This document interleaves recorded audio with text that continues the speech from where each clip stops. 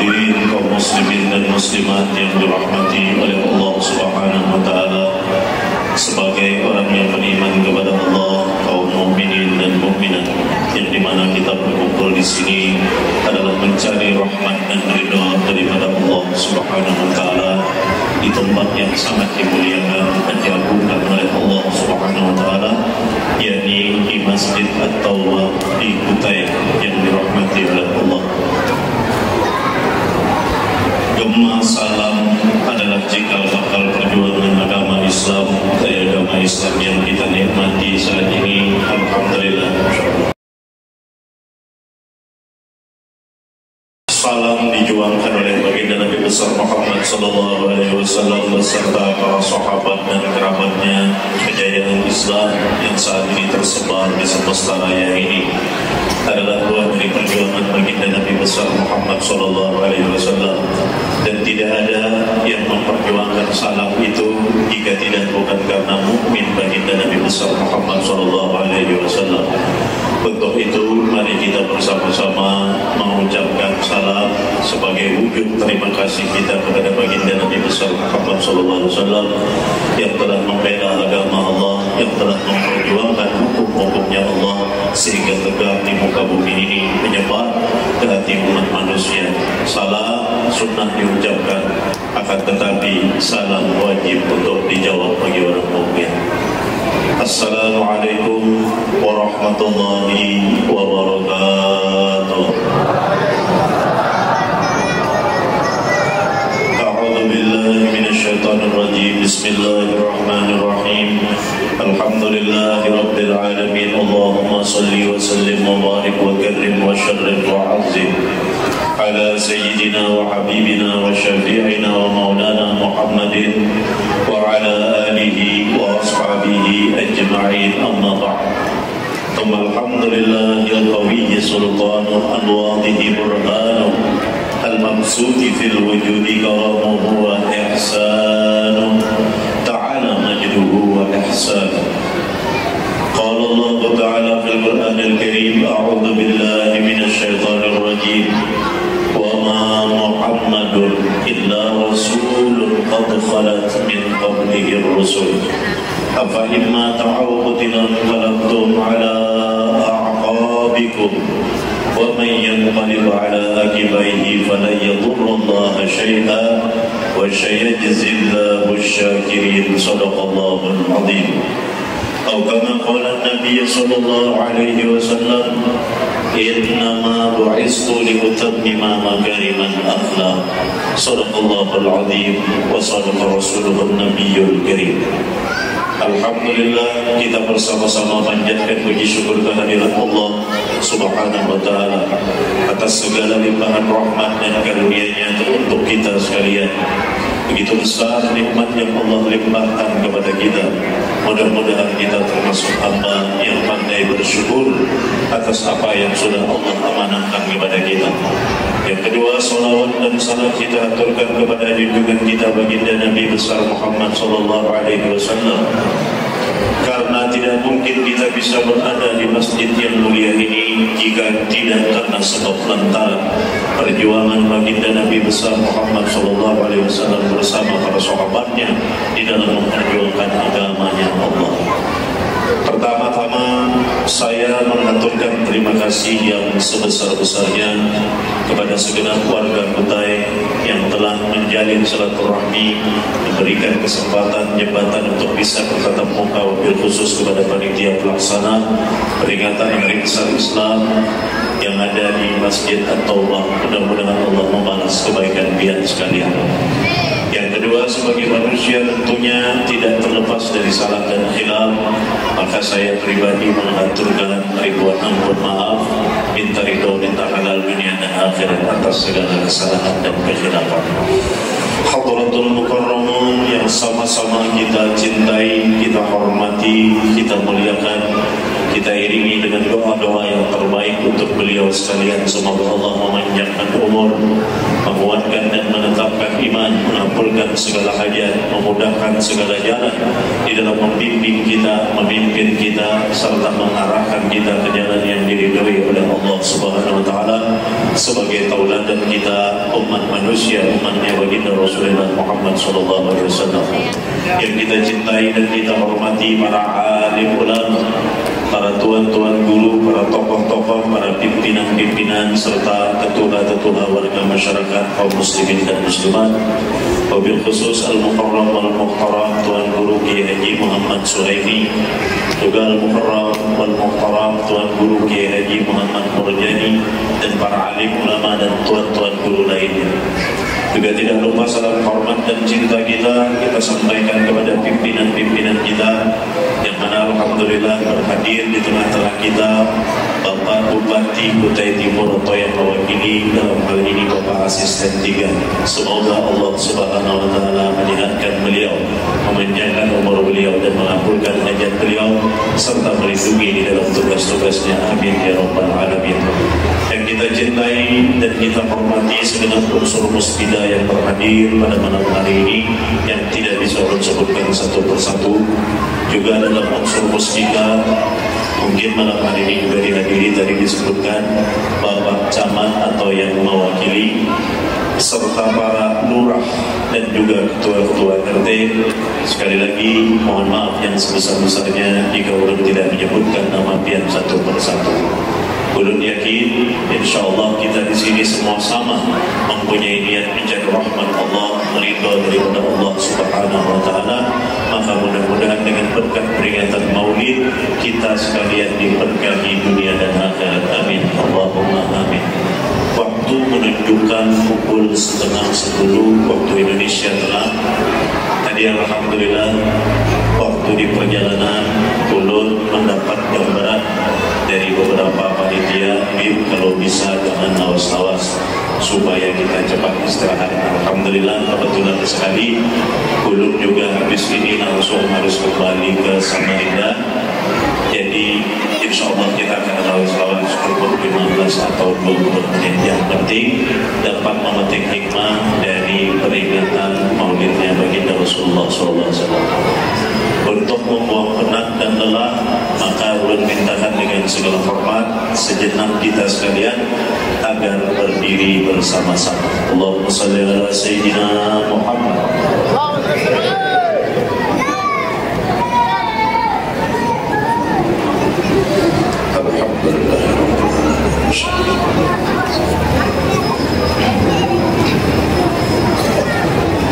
Maulid baginda Nabi besar Muhammad sallallahu alaihi wasallam, peringatannya di bulan Rabiul Awal, di mana di setiap tahun kita selenggarakan, di mana bulan peringatan Maulid Rabiul Awal adalah sebagai indikator alat ukur nilai keimanan dan ketakwaan kita. Adalah bulan Rabiul Awal, bulan di mana kita lebih meningkatkan upaya memaksimalkan iman dan takwa kita. Dari tahun ke tahun Allah Subhanahu wa taala memberikan nikmat umur. Alhamdulillah sampai malam hari ini, pada detik ini kita diberikan kesehatan oleh Allah. Di dalam umur ini disertakan nikmat paling sempurna, yaitu adanya iman, dijadikan sebagai seorang muslim, dan insyaallah mudah-mudahan dalam tindak tanduk perbuatan kita selalu menjadi seorang muslim yang berbuat ahsan, kebaikan-kebaikan yang diridhoi oleh Allah Subhanahu wa taala. Amin ya rabbal alamin. Rabiul Awal atau Maulidnya baginda Rasulullah sallallahu alaihi wasallam yang intisarinya tadi bersama-sama telah kita ikuti, kita simak, kita dengarkan bersama-sama. Sekalipun tidak secara menyeluruh kita memahami makna secara terjemah bahasa Arab yang rawi-rawi Maulid tentang baginda Rasulullah telah dibacakan oleh adik-adik kita, oleh anak-anak generasi penerus kita, rawi Maulid Simtut Durar. Di mana di dalam rawi Maulid Simtut Durar diceritakan secara utuh dalam waktu yang singkat bagaimana perjalanan baginda Rasulullah sejak sebelum diciptakan dan dilahirkan oleh Allah, dilahirkan oleh kekuasaan Allah Subhanahu wa taala. Baginda Nabi besar Muhammad sallallahu alaihi wasallam, keagungan dan kemuliaannya jauh sebelum kita mengagungkan, memuliakan baginda Rasulullah. Sesungguhnya kemuliaan ini baginda Rasulullah telah diagungkan oleh Allah Subhanahu wa taala. Disebutkan di dalam hadis qudsi, disebutkan di dalam rawi Simtud Durar, disebutkan di dalam kitab suci Al-Quran, lengkap dan utuh bagaimana kemuliaan baginda Rasulullah. Laulaka ma khalaqtul aflaq bi abi wa ummi akhbirni an awwal shay'in khalaqahu Allah qabla al-ashya. Qala ya Jabir, inna Allah khalaqa qabla al-ashya nura nabiyyika Muhammadin sallallahu alaihi wasallam min nuri. Ya bani Israel inni Rasulullah ilaikum musaddiqan lima baina yadayya min at-Taurat wa mubashiran bi rasulin ya'ti min ba'di ismuhu Ahmad. Sadaqallahul azim. Jauh sebelum baginda Rasulullah dilahirkan dari rahim ibu beliau yang bernama Sayyidah Aminah, jauh sebelum ibu beliau dan ayah beliau dipertemukan dalam sebuah perjodohan yang indah, Sayyidina Abdullah dengan Sayyidah Aminah melahirkan seorang putra yang diutus oleh Allah ke muka bumi ini menjadi penyempurna bagi sekalian alam, menjadi rahmat bagi sekalian alam. Putra sempurna yang bernama Sayyidina wa Maulana Muhammad ibn Sayyidina Abdullah lahir dari rahim Sayyidah Aminah. Wahina baraza sallallahu alaihi wasallam min batni ummihi baraza rafi'an tarfahu ila as-sama' mu'niyan bidzalika ar-raf'i ila anna lahu sharafan ala majduhu wa sama. Wa kana waqtu maulidi sayyidil kaunain min asy-syuhuri syahr rabi'il awwal wa min al-ayyam yawm al-itsnain. Kita memperingati maulidnya baginda Nabi besar Muhammad sallallahu alaihi wasallam adalah sebagai bentuk kebutuhan kita, sebagai bentuk kebutuhan dalam mengambil iktibar terbaik pada diri baginda Rasulullah Muhammad sallallahu alaihi wasallam. Mengapa demikian?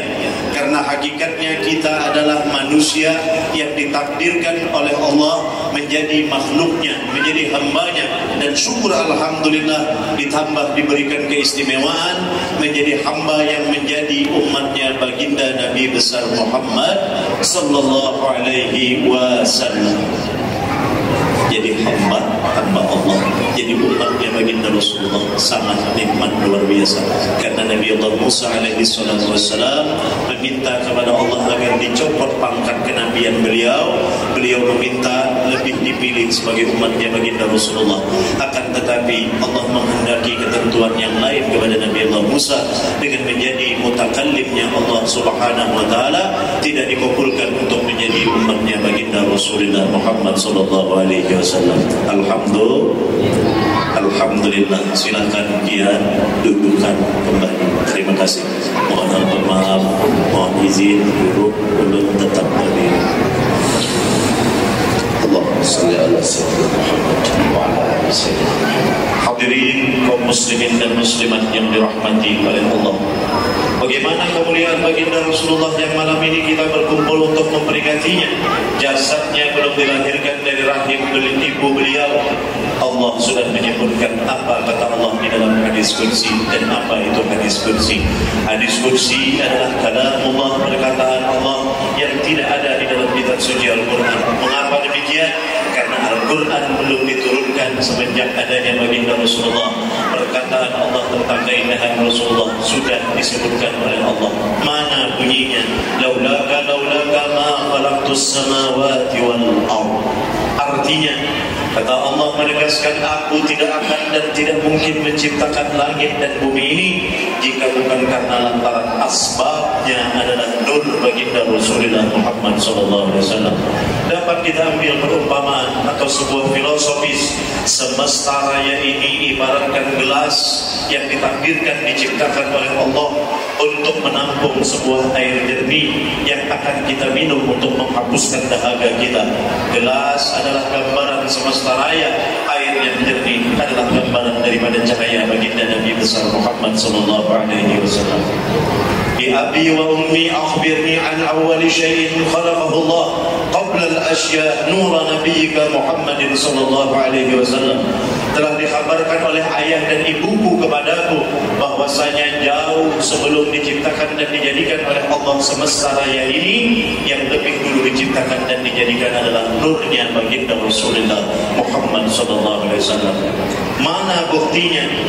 Nabi Allah Adam alaihi salatu wassalam adalah nabi pertama yang dijadikan oleh Allah, diambil dari beberapa elemen, diambil dari beberapa unsur-unsur tanah surga, membentuk batang tubuh atau jasad daripada Nabi Adam. Lantas kemudian tanah bertemu dengan air, tanah tersebut binasa atau runtuh. Lalu para malaikat ditugaskan oleh Allah dalam kuasanya kemudian membentuk air menjadi bagian batang tubuh. Lantas kemudian dipertemukan dengan air tersebut angin meruntuhkannya. Kemudian angin dibentuk daripada Adam, Nabi Allah Adam. Angin tersebut dipertemukan dengan api, ternyata tidak mampu dikendalikan. Betapa ganasnya dan puasnya. Maka ini adalah gambaran bahwasanya cikal bakal manusia, kita disebut sebagai anfus, diri kita manusia. Apa hakikatnya isi daripada manusia? Manusia adalah tempat keganasan dari kesalahan. Manusia adalah tempat kepuasan dari kekhilapan, hawa nafsu, amarah, riya, ujub, sum'ah, dan takabur. Itu adalah cikal bakal paling mendasar diri seorang insan, seorang manusia. Siapapun orangnya, selama dia adalah manusia, manusia tersebut berpotensi untuk riya, ujub, sum'ah, takabur, menuruti hawa nafsu dan amarah, menjadi egois.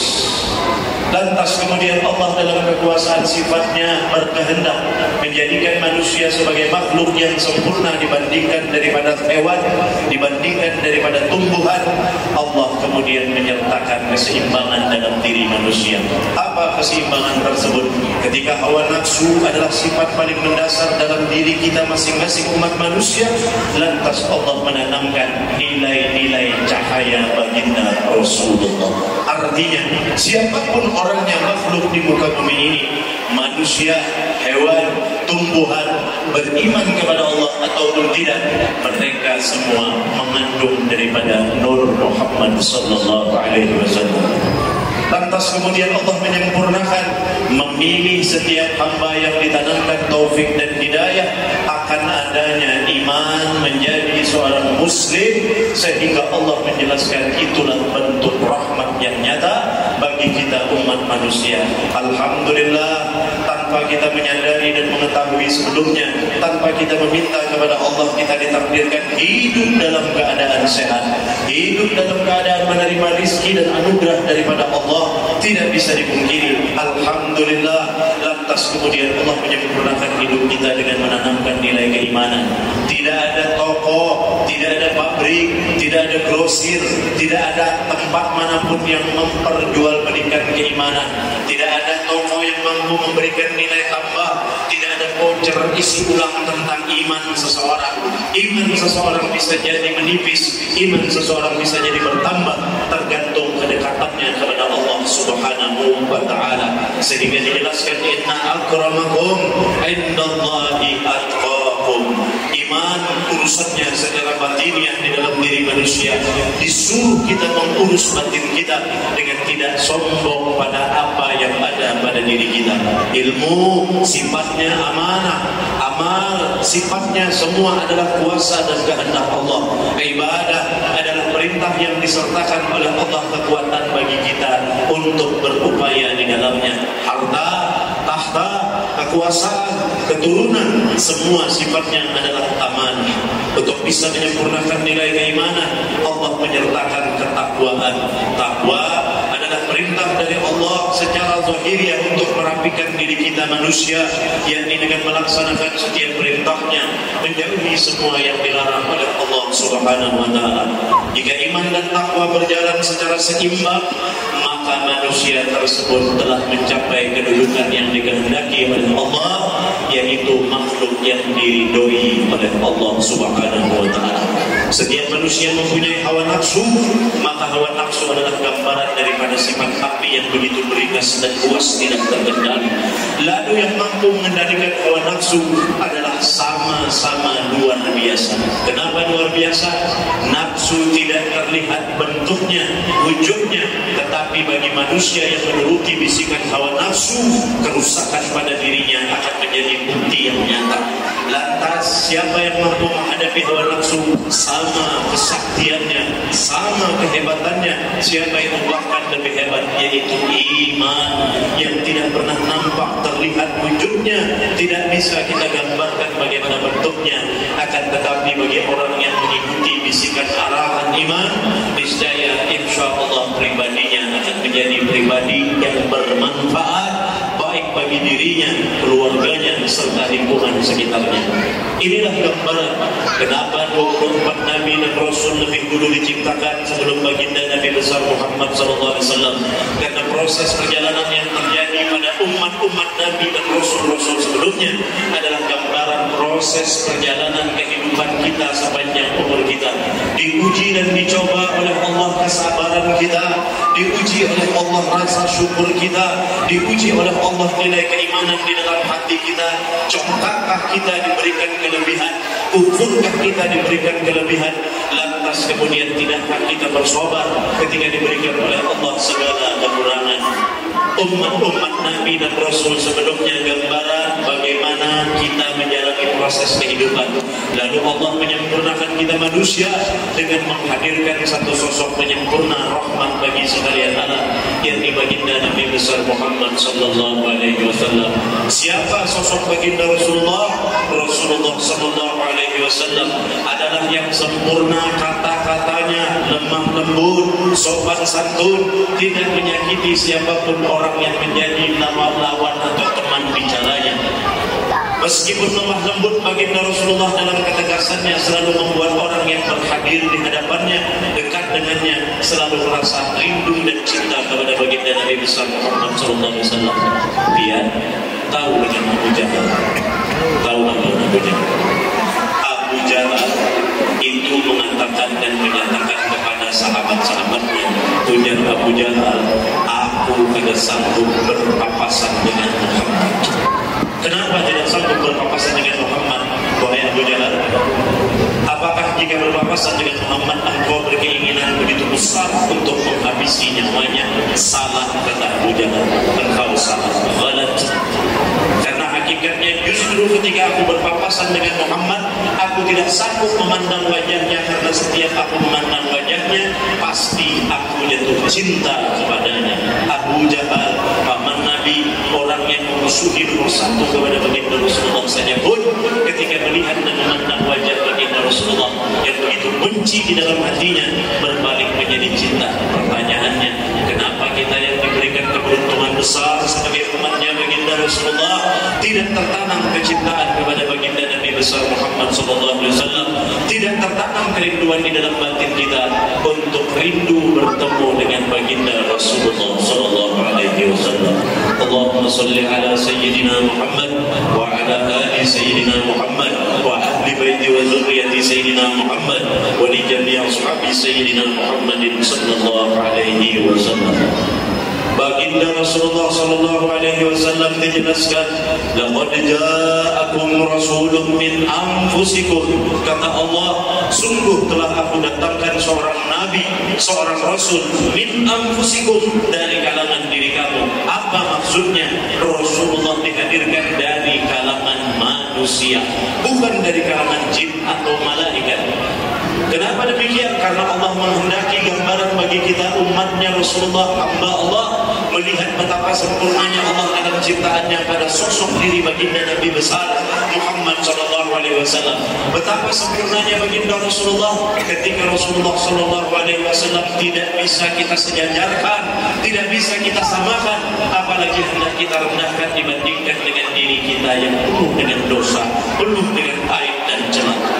Kalau ada misalnya di antara kita yang menyatakan tidak perlu maulid diperingati, tidak perlu baginda Rasulullah tidak menyuruh, jangan lupa meskipun baginda Rasulullah min anfusikum, dari kalangan manusia, tetapi min anfusikum seperti apa baginda Rasulullah yang ditegaskan oleh Allah? Azizun, mulia. Kemuliaan pada diri baginda Rasulullah diberikan oleh Allah, bukan kita yang memberikan kemuliaan kepada baginda Rasulullah. Betul? Betul?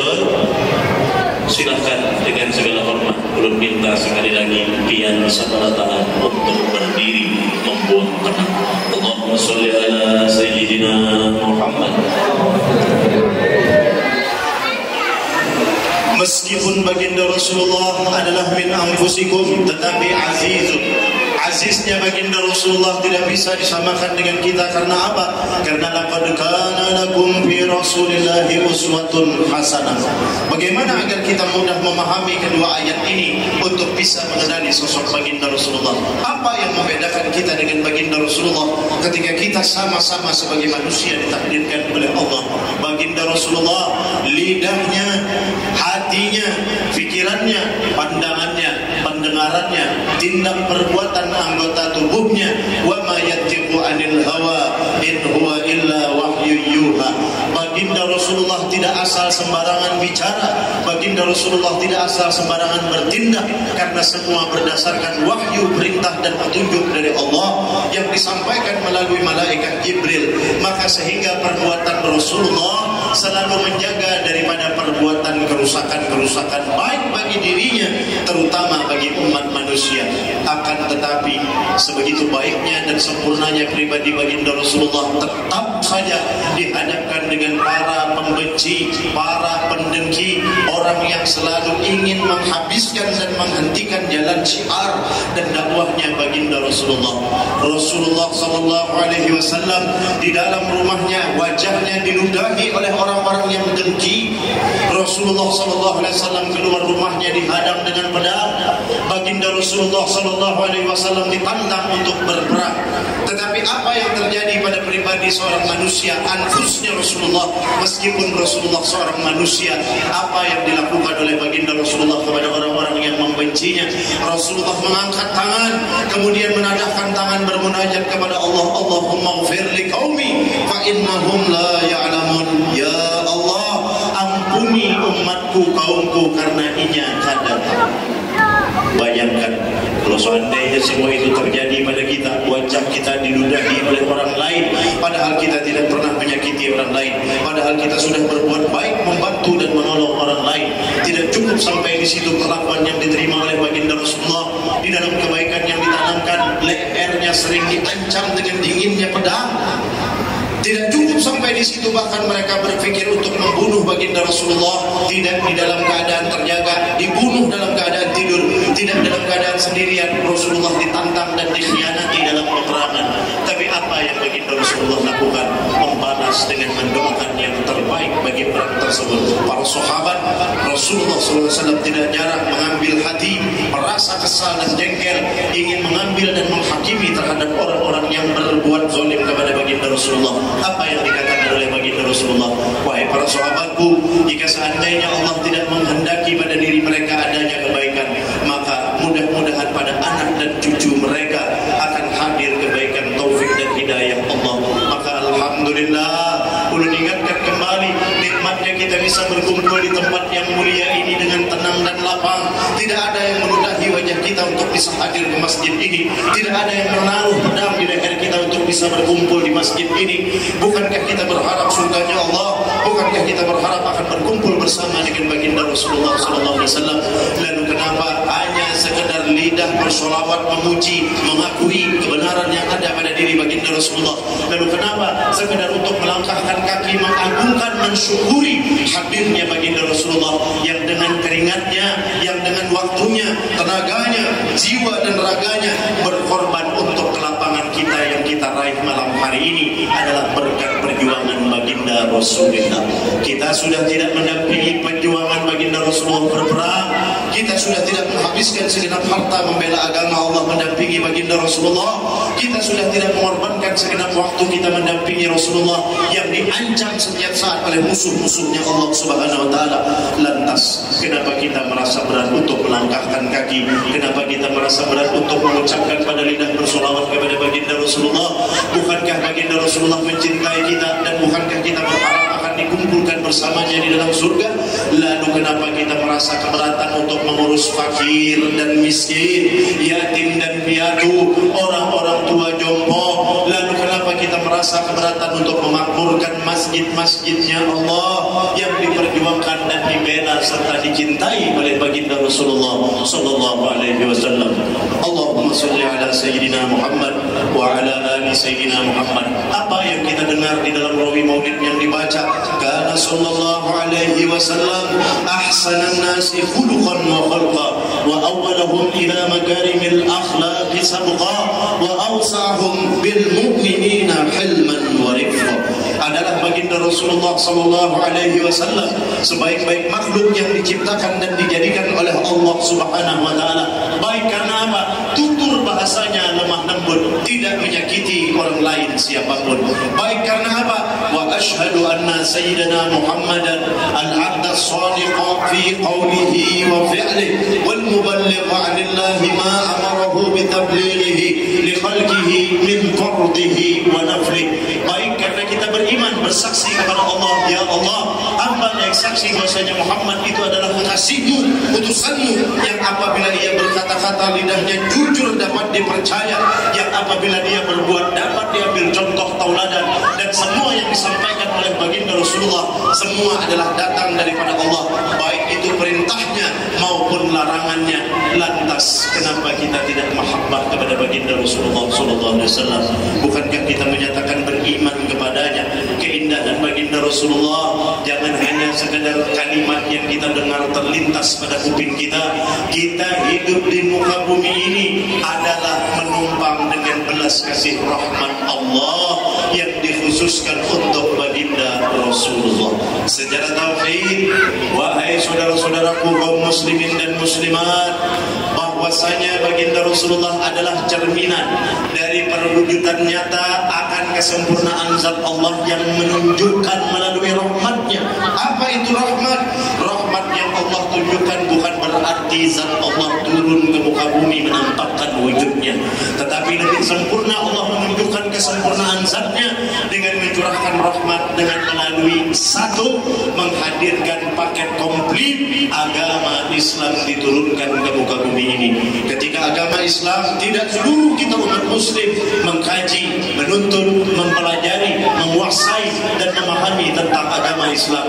Dan ketika agama Islam itu sendiri tidak bisa berkata-kata, tidak berwujud, berbentuk dan berupa, lantas kemudian Allah menunjukkan kesempurnaannya, menghadirkan seseorang yang berwujud elok, indah, rupawan, dapat berkata-kata, berwujud dan berbentuk serta mampu mencontohkan pada tindak tanduk perbuatannya, yaitu yang kedua rahmat Allah, hadirnya baginda Rasulullah Muhammad sallallahu alaihi wasallam.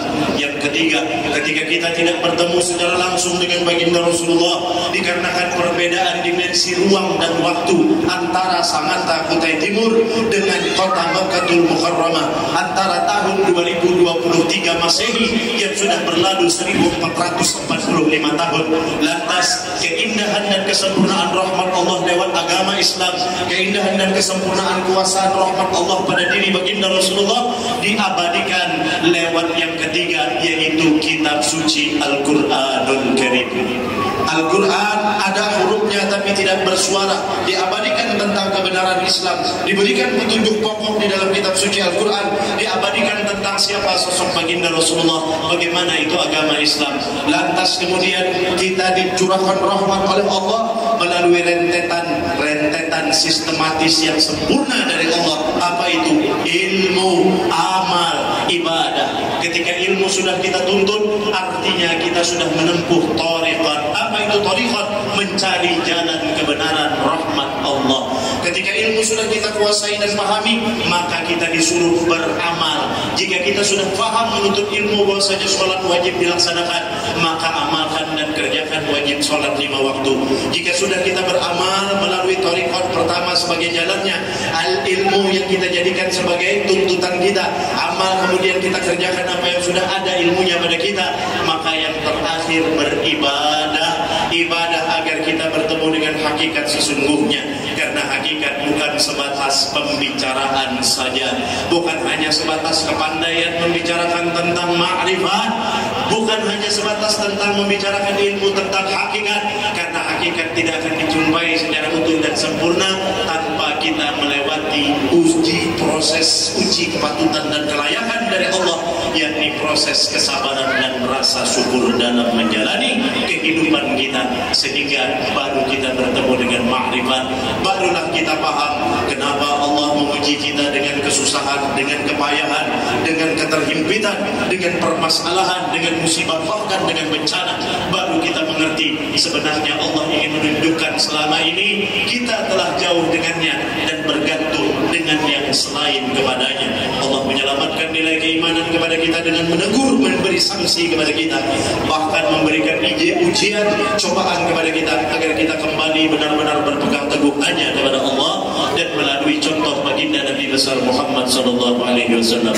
Allahumma salli ala sayyidina Muhammad wa ala ali sayyidina Muhammad wa li jami' ashabi sayyidina Muhammadin sallallahu alaihi wasallam. Bagaimana akhlak baginda Nabi besar Muhammad sallallahu alaihi wasallam sebagai seorang pemimpin terbaik dunia dan akhirat, penghulu bahkan segala nabi dan rasul, ditentukan oleh Allah pencipta semesta raya ini. Pangkat tertinggi ada pada diri baginda Rasulullah. Namun dalam pangkat tertinggi bagaimana baginda Rasulullah memperlakukan umatnya? Idza da'ahul miskin ajabahu ijabatan mu'ajjalah. Apabila yang hadir ke hadapannya baginda Rasulullah, berhadir ke hadapan Rasulullah kemudian membawa hajat atau keinginan atau maksud dan tujuan, maka di antara sekian banyak yang berhadir, mana yang paling miskin itu yang lebih dulu diutamakan oleh baginda Nabi besar Muhammad sallallahu alaihi wasallam. Sehingga malam hari ini secara singkat pada Rawi Simtud Durar yang kita dengarkan, meskipun kita tidak faham bahasa Arab, tidak mengerti terjemahnya, di sana termaktub jelas kita tunjukkan rasa hormat dan takzim kita kepada maulid baginda Rasulullah sallallahu alaihi wasallam, karena pada hakikatnya kita memuliakan dan menghormati baginda Rasulullah Muhammad sallallahu alaihi wasallam. Karena di dalam maulid tidak menceritakan tentang siapa yang membaca, tetapi di dalam maulid menceritakan siapa yang diceritakan, yaitu mutlak hanya diri baginda Nabi besar Muhammad sallallahu alaihi wasallam, yang pada ketika dilahirkannya Rasulullah malam 12 Rabiul Awal, malam Isnin, Allah kembali tunjukkan kepada kita tidak ada alasan bagi kita untuk menyamakan diri kita dengan baginda Rasulullah Muhammad sallallahu alaihi wasallam, meskipun sama pada kita manusia juga. Tetapi Allah menegaskan ulida mahtunan makhulan maqtu'as surrah tawallat dzalika li syarafihi 'inda Allah aidil qudrah. Rasulullah yang ketika dilahirkan bainas sulbi wat tara'ib, pintu keluarnya berbeda dengan kita, bukan dari pintu yang hina, tapi di antara kedua pintu yang hina. Rasulullah yang pada saat dilahirkan dari rahim ibu beliau dalam keadaan tersenyum, aroma tubuhnya wangi, tidak ada darah, tidak ada kotoran. Ibu beliau mengandung 9 bulan selama di dalam rahim ibu beliau, sama sekali ibu beliau tidak merasakan sakit, susah dan payah. Pada saat melahirkan baginda Rasulullah sallallahu alaihi wasallam, baginda Rasulullah sudah dalam keadaan dikhitan. Allahumma sholli ala sayyidina Muhammad. Subhanallah walhamdulillah wa la ilaha illallah wallahu akbar. Demikian secara singkat tentang keistimewaan sosok baginda Nabi besar Muhammad sallallahu alaihi wasallam. Terakhir, bahasuna minni an umsika a'innatal aqlam fi hadzal maqam wa aqra as-salam ala sayyidil anam. Mari sama-sama kita mengucapkan salam kepada baginda Rasulullah dengan riuh gemuruh agar dipandang oleh para malaikat di atas langit yang bertanya-tanya pancaran cahaya apa yang hadir di bumi ini. Maka dijawab oleh Allah, inilah salam yang diucapkan oleh umatnya Muhammad kepada kekasihku Muhammad. Mari kita bersama-sama mengucapkan salam kepada baginda Rasulullah. Assalamu alayka ayyuhan nabiy wa rahmatullahi wa barakatuh. Assalamu alayka ayyuhan nabiy wa rahmatullahi wa barakatuh. Assalamu alayka ayyuhan nabiy wa rahmatullahi wa barakatuh. Wa bidzalika yahsunul khatmu kama yahsunut taqdim. Wa alayhi afdalus salati wa taslim. Allahumma salli wa sallim ashrafas salati ala sayyidina wa nabiyyina Muhammadin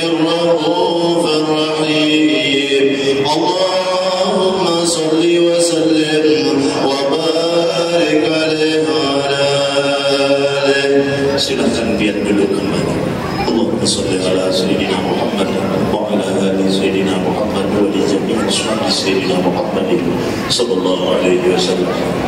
Ini saja yang bisa ulun sampaikan.